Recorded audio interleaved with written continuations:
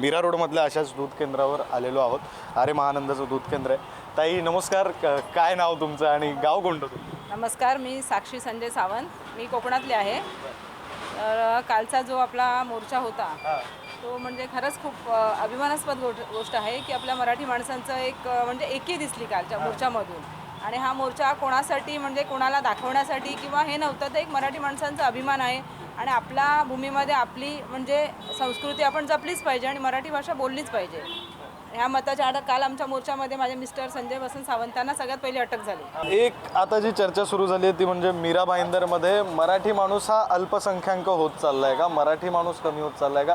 तुम्हाला असं वाटतं मीरा भाईंदरमध्ये त्या मोर्चामधून मला असं वाटत नाही की मराठी माणूस कमी झाला आहे, कारण जे काय आकडे दाखवतात ते मला असं वाटतं की ते चुकीचे असावेत की मराठी माणूस कमी झाला आहे तो 15% 20%. मला असं वाटतं काल जो उतरला तो मला असं वाटतं फक्त 0.5% मराठी माणूस उतरला होता.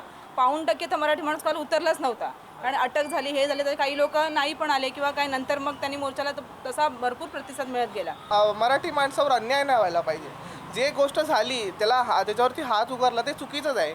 पण जर कुठला पण माणूस जर आपल्याला बोलेल की नाही तुम्हाला जे करायचं ते करा, आम्ही काय पण करू शकतो, तुम्ही कोण आहात असं बोलू शकत नाही ना. तुम्ही कोणाला जो बोलेल तर नाहीच बोलायचं, काय करून घेणार हे असं थोडी नव्हतं, असं तुम्ही बोलू शकत नाही. हे चुकीचं आहे. ते मारलं ते पण चुकीचं आहे, पण तुम्ही हे जे केलं ते पण चुकीचं आहे.